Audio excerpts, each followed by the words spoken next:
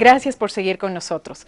Conocer sobre la historia de los instrumentos que nos acompañan es fascinante, más aún cuando sus intérpretes lo conocen tanto y lo ejecutan con gran pasión y entrega.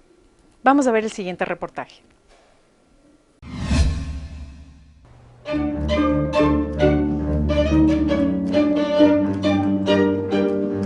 Mi nombre es Stefan Kühner, soy alemán y vine aquí a Ecuador hace 6 años por un trabajo en la Sinfónica que me ofrecieron, y desde entonces, desde 6 años, toco con la Sinfónica.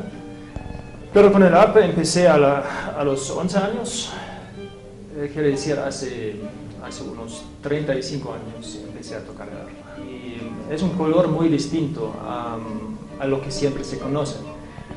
Y es un toque especial y lo chévere del arpa es que uno mismo se puede acompañar. Entonces hay muchos instrumentos que saben tocar melodías lineares, pero no saben acompañarse al mismo instante. Y eso es una cosa que el arpa puede hacer igual al piano. Tocar con una mano la melodía y con la otra acompañarse. Y eso es algo especial del arpa. Las raíces del arpa se encuentran hace 4.000 años en Egipto. Allí el arpa era un simple palo de madera con unos 4 o 5 cuerdas que estaban puestas en el palo. Y así empezó la historia del arpa. Pero una parte más importante es su historia en Irlanda. En Irlanda el arpa tiene una historia muy grande, hasta que las monedas de Irlanda tienen un arpa porque es el instrumento más importante allá. Entonces hay muchas arpas diferentes irlandeses que no tienen toda esta mecánica de los pedales, y en vez de los pedales tienen clavijas en el cuello. Y la música está un poco limitada, pero toda la música popular de Irlanda se puede tocar muy bien y hay música muy chévere y muy linda.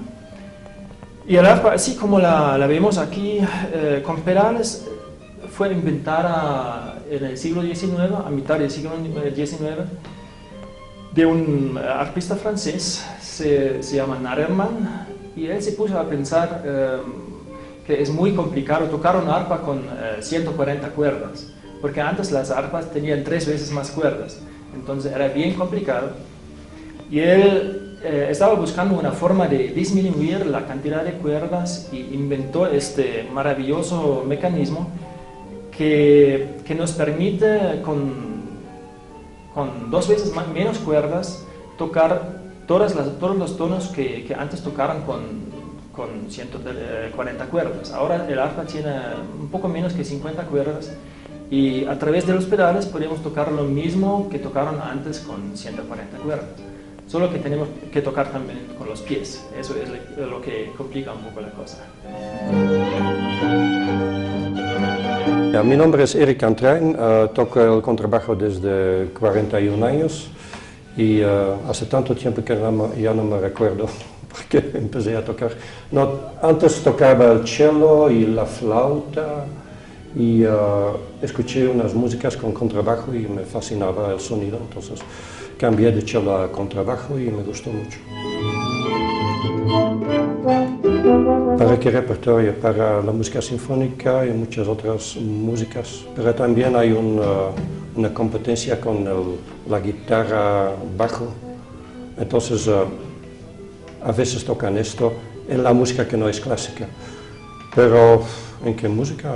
También mucho en el jazz y mucho en la música clásica y también en otras músicas a veces, música folclórica a veces, música pop muy poco, pero también.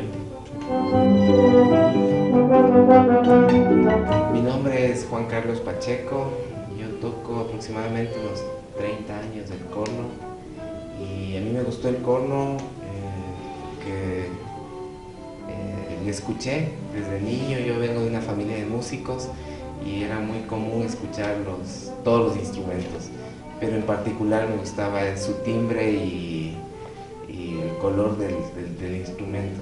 Sí, siempre me fascina el corno. El corno francés tiene su antepasado en el corno de acacia o de cacería. Este instrumento lo usaban para comunicarse de un lugar a otro.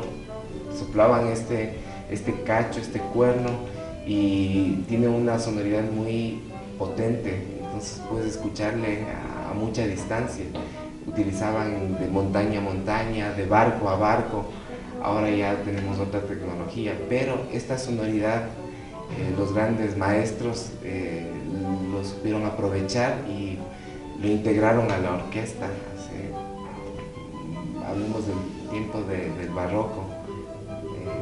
Entonces es un instrumento que ha ido evolucionando a través del tiempo, y ahora tenemos el corno cromático con todas las válvulas que podemos producir todos los sonidos, aproximadamente en los instrumentos de metal, unas 3 octavas y media.